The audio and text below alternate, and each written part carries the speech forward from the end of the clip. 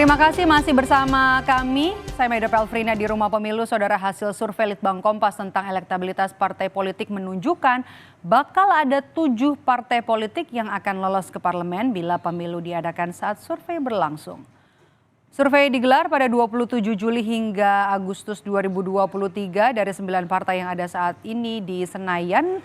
PAN dan P3 berada di bawah ambang batas parlemen 4%. Hasil survei menunjukkan elektabilitas PDIP dan Gerindra mengalami kenaikan dibandingkan survei pada bulan Mei lalu. Capaian suara PDIP dan Gerindra ini menegaskan tren kenaikan suara di tengah ketatnya pergerakan koalisi parpol jelang pendaftaran calon presiden. Survei ini dibiayai sepenuhnya oleh Harian Kompas. Dan sore ini untuk membahas lebih dalam sudah bergabung bersama kami di studio Orange Kompas TV ada peneliti senior Litbang Kompas Mas Toto Suryaningtyas. Selamat sore Mas Toto, terima kasih sudah mau bergabung menyediakan waktu untuk Rumah Pemilu. Yang pertama kita juga sambil hadirkan di sini ya apa hasil surveinya nih. PDIP, Gerindra, PKB jadi parpol dengan perolehan suara terbesar di survei kali ini. Apa indikatornya Mas Toto? Sebetulnya kalau PKB itu agak jauh rentangnya ya. Sebetulnya yang tinggi adalah PDIP dan Gerindra. Jadi dua partai ini dia berhasil mempertahankan kenaikannya selama beberapa periode ini. Dan bahkan kalau Gerindra ini kalau kita ukur dia angkanya tertinggi dalam survei kami ya. Sejak Januari 2015. Jadi sejak kira-kira 8 tahun yang lalu. Untuk PDIP dia tertinggi sejak Oktober tahun lalu.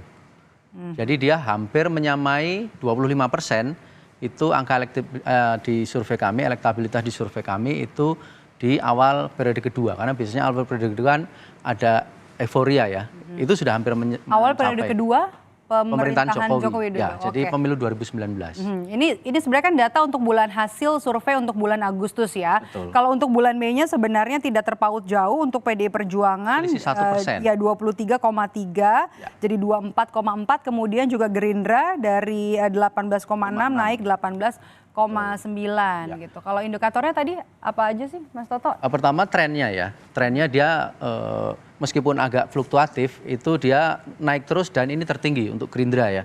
Kalau untuk PDIP memang dia berada di sekitar angka 20-an% ya.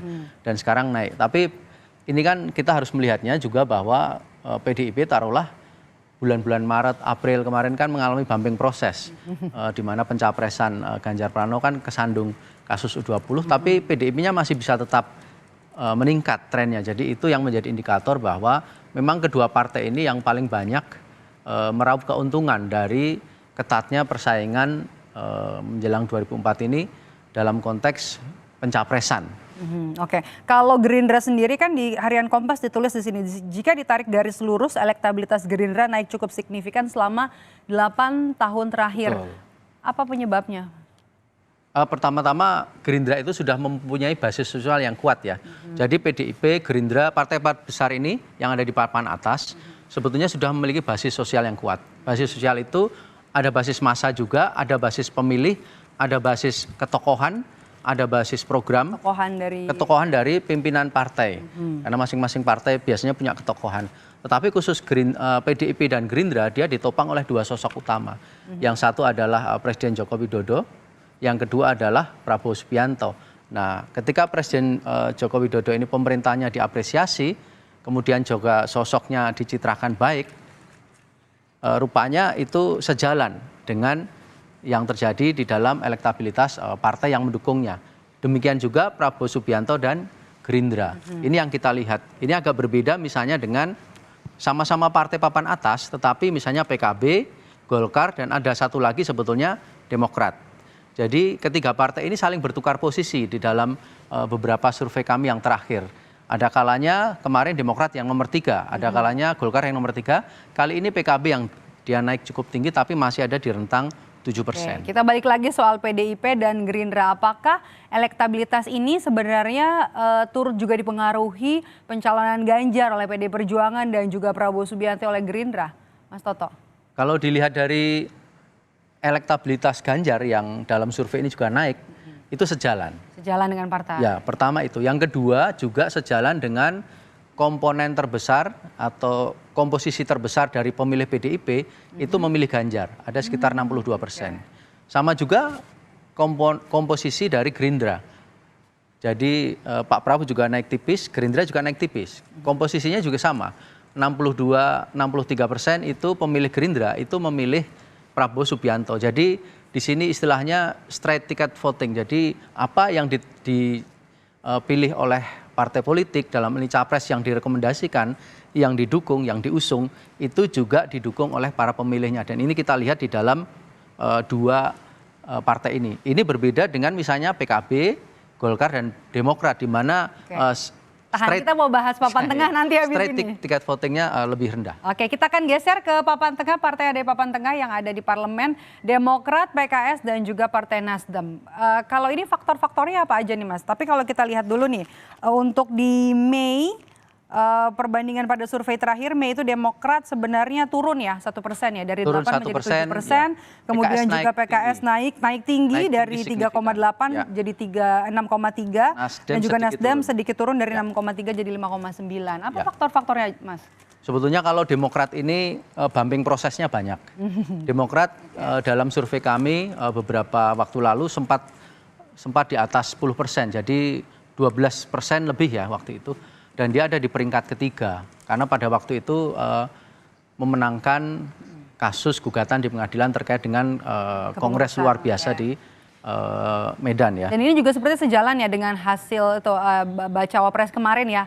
AHY juga sempat turun kan kalau kita AHY sempat turun tapi sekarang naik. Jadi ini berbeda. Pada waktu Demokrat naik tinggi setelah memenangkan kasus gugatan, pada saat itu elektabilitas partainya naik tinggi, elektabilitas AHY belum naik, belum terbangun. Tapi memang saat itu belum kuat tentang pencalonan AHY dipasangkan dengan Anies Baswedan.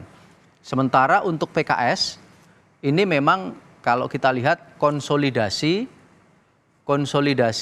mesin politik, rupanya dia berkembang pesat. Terutama kita lihat PKS ini meningkat pesat di luar Jawa, khususnya di Sumatera, di mana dia meningkat 2 kali lipat kalau di dalam survei kami.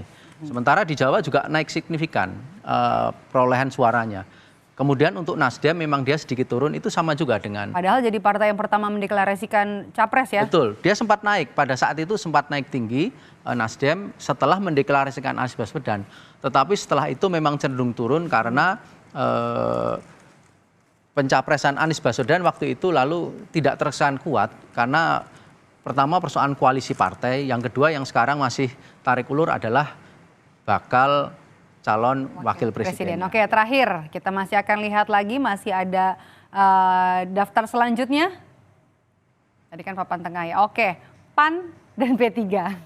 Untuk PAN ini sebetulnya kalau kita lihat hasil pemilu kan PAN ini masuk ke mampu melewati ambang batas 4%. Betul. Kami juga yakin baik PAN maupun P3 sebetulnya angkanya lebih dari ini. Tetapi memang di dalam survei ini terekam PAN ini, di dalam survei kami ini terekam relatif stagnan. PAN karena lagi-lagi split ticket votingnya itu masih tinggi. Jadi antara yang direkomendasikan oleh PAN dalam hal ini tidak sama dengan apa yang dipilih oleh pemilihnya, khususnya untuk capres.